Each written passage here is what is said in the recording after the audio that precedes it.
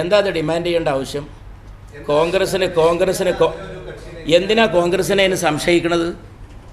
കോൺഗ്രസ് ഭരിച്ച കാലത്ത് എന്താ അതില്ലാതിരുന്നുള്ള റെക്കോർഡുണ്ടല്ലോ ഇവിടെ. എന്നാ ഈ പേരാൾക്കാർ കേൾക്കാൻ തുടങ്ങിയത്? എന്നാണ് ഇന്ത്യ രാജ്യത്ത് പൗരത്വം എന്ന വിഷയം ഉന്നയിക്കപ്പെട്ടത്? എപ്പോഴാണ് സിവിൽ കോഡ് പ്രശ്നങ്ങൾ ഇന്ത്യയിൽ ചർച്ച ചെയ്യപ്പെടാൻ തുടങ്ങിയത്? എത്ര കാലം ഇന്ത്യ കോൺഗ്രസ് ഭരിച്ചു? എന്തുകൊണ്ട് ഒരു പ്രധാനമന്ത്രിക്കും സിവിൽ കോഡ് കൊണ്ടുവരാൻ തോന്നിയില്ല? വളരെ പുരോഗമനവാദികളായ പ്രധാനമന്ത്രിമാരല്ലേ അവരെല്ലാം. നെഹ്റു എന്താ പുരോഗമനവാദിയല്ലേ? നെഹ്റുവിനൊന്നും മനസ്സിലായിട്ടില്ലേ? നെഹ്റു തുനിഞ്ഞോ? നെഹ്റുവിന് ശേഷം ആരെങ്കിലും തുനിഞ്ഞോ? ഡോക്ടർ മൻമോഹൻ സിംഗ് തുനിഞ്ഞോ? ആരും തുനിഞ്ഞില്ല. പൗരത്വത്തെക്കുറിച്ചുള്ള ചർച്ചയും ആശങ്കയും കോൺഗ്രസ് ഭരണത്തിൽ നിന്ന് ഇറങ്ങിയ ശേഷം ഉണ്ടായൊരു ഇഷ്യൂ ആണ്. കോൺഗ്രസ് അതിൽ പറഞ്ഞിട്ടുണ്ട്, പറയേണ്ട സമയത്തൊക്കെ പറഞ്ഞിട്ടുണ്ട്.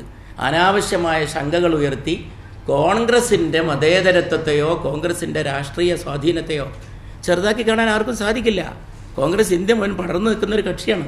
അതിനെ കേരളത്തിലെ ഇഷ്യൂയിലേക്ക് ചുരുക്കിക്കൊണ്ടുവരുന്നത് വിശാലമായിട്ടുള്ള ഈ ലോക്സഭാ തെരഞ്ഞെടുപ്പിൻ്റെ നാഷണൽ, ഞാൻ തുടക്കത്തിൽ പറഞ്ഞ ദേശീയ മാനം കാണാതെ പോകുന്ന ഒരു നടപടിക്രമം മാത്രമായിരിക്കും.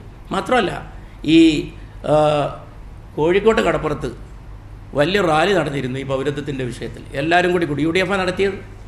അന്ന് കോൺഗ്രസിൻ്റെ നേതാവായിരുന്ന കപിൽ സിബലാണെന്ന് പ്രസംഗിച്ചത്. അന്ന് ഈ എളിയവനാണത് ട്രാൻസ്ലേറ്റ് ചെയ്തത്. അന്ന് അദ്ദേഹം ദീർഘമായ 1.5 മണിക്കൂറുള്ള പ്രസംഗമായിരുന്നു.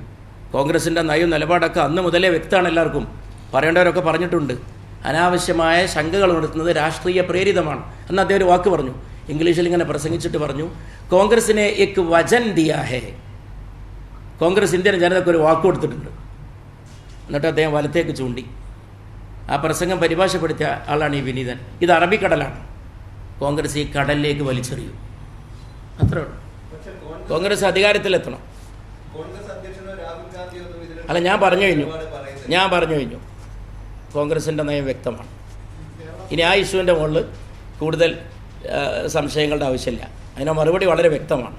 കോൺഗ്രസിന് അധികാരത്തെ എത്തിക്കലാനുള്ള മറുപടി അത് നമ്മൾ പറഞ്ഞല്ലോ. ആ വിഷയം നമ്മൾ ചർച്ച ചെയ്തു. ആ വിഷയം പറഞ്ഞല്ലോ. അല്ല, ആ വിഷയം ഞാൻ പറഞ്ഞു കഴിഞ്ഞല്ലോ.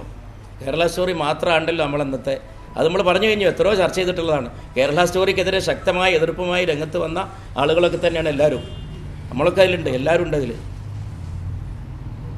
എല്ലാ കാര്യം പറയുമ്പോഴും ഇലക്ഷൻ വന്ന ഉടനെ കോൺഗ്രസ് എന്ന് പറയുന്നതിൻ്റെ പിന്നിലുള്ള രാഷ്ട്രീയം കേരളത്തിൽ പരിമിതമാണ്. ആ ചോദ്യം ഉന്നയിക്കുന്നവർ കേരളത്തിന് പുറത്താ ചോദ്യം ഉന്നയിക്കോ? തമിഴ്നാട്ടിൽ ചോദിക്കോ? ആ ചോദിക്കുന്നവരുടെ കൊടി ഞങ്ങളുടെ കൂടെയാണ് കൂട്ടിക്കെട്ടിയിട്ടുള്ളത്. കോൺഗ്രസിൻ്റെ ഞങ്ങളുടെ കൊടിയുടെയും കൂടെ നീലഗിരിയിൽ നന്നായിട്ട് പോകും. നന്നായി ചൂടൊന്നും ഒട്ടും ബാധിച്ചില്ല. പുറത്ത് നല്ല ചൂടുണ്ട്, ആൾക്കാരുടെ അകത്ത് അതിനേക്കാൾ വലിയ ചൂടുണ്ട്. കേന്ദ്ര ഗവൺമെൻറ്റിനെ താഴെ ഇറക്കണം, അതിനുള്ള ചൂടിലാണ് ജനങ്ങൾ.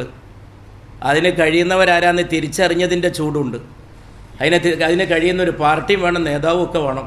ജനങ്ങൾക്ക് ഇതൊക്കെ അറിയും, സാധാരണക്കാർക്ക് ഇതൊക്കെ അറിയും, നാട്ടുകാർക്ക് എല്ലാം അറിയും. ഇന്ത്യ എന്ന രാജ്യം വലിയൊരു ഭൂപടം. ആ രാജ്യത്തിലേക്ക് നടക്കുന്ന തെരഞ്ഞെടുപ്പ്, ഡൽഹിയിലേക്ക് അധികാരത്തിനൊരു പാലം കെട്ടണം. UP വേണം, MP വേണം, രാജസ്ഥാൻ വേണം, അവിടെയൊക്കെ വേണം. എന്നിട്ട് അവിടെയൊക്കെ ജനങ്ങൾ ഉറ്റുനോക്കുകയാണ് ഒരു കോൺഗ്രസ്സിനൊരു സ്വാധീന സ്റ്റേറ്റിൽ ഉണ്ടാകുമ്പോഴേക്ക് ഇന്ത്യയിലെ മതേതര സമൂഹം വളരെ ആശയോടെ കാണുകയാണ്. ഇപ്പോൾ ഡൽഹിയിൽ 2 സീറ്റ് പോലും കോൺഗ്രസ് പിടിക്കുമെന്ന് പറയുമ്പോൾ എത്ര വലിയ പ്രത്യാശയാണത് കൊടുക്കുന്നത്.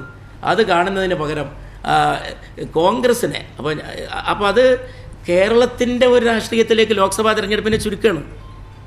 സംസ്ഥാന രാഷ്ട്രീയത്തിലേക്ക് ദേശീയ തെരഞ്ഞെടുപ്പിനെ ചുരുക്കുന്നതിൻ്റെ പിന്നിലുള്ള ഒരു വളരെ വളരെ പരിമിതമായ അജണ്ട ജനങ്ങൾക്ക് തിരിച്ചറിയാൻ കഴിയും. അതുകൊണ്ട് ജനങ്ങൾക്ക് ആ ചൂടുള്ളതുകൊണ്ട് നമുക്ക് വളരെ ആവേശമാണ് എല്ലായിടത്തും കാണാൻ സാധിക്കുന്നത്.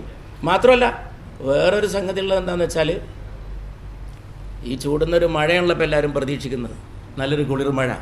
ഡൽഹിയിലൊരു സർക്കാർ, ഒരു മതേതര ഗവൺമെൻറ് കോൺഗ്രസിൻ്റെ നേതൃത്വത്തിൽ, അത് മനസ്സുകൊണ്ട് ഉറപ്പിച്ച് നാവുകൊണ്ട് വെളിവാക്കി പറയാൻ ആർക്കും ഒരു മടി ഉണ്ടാകേണ്ടതിൽ അതിന് പറ്റിയൊരു പാർട്ടിയെന്ന് ഇന്ത്യയിലുള്ളൂ. അധികാരമേൽക്കുമ്പോൾ ഒരു കുളിർമഴ പെയ്യാനാണ് ഇന്ത്യൻ ജനത ആഗ്രഹിക്കുന്നത്. ആ കൂട്ടത്തിൽ പൊന്നാനിയുണ്ട്, കേരളമുണ്ട്, മറ്റ് സ്റ്റേറ്റുകളുണ്ട്. അതിൻ്റെ ഒരു കുളിർമക്ക് കാത്തിരിക്കുന്നു. അതുകൊണ്ട് ഇപ്പോഴത്തെ ചൂടൊരു ചൂടല്ല.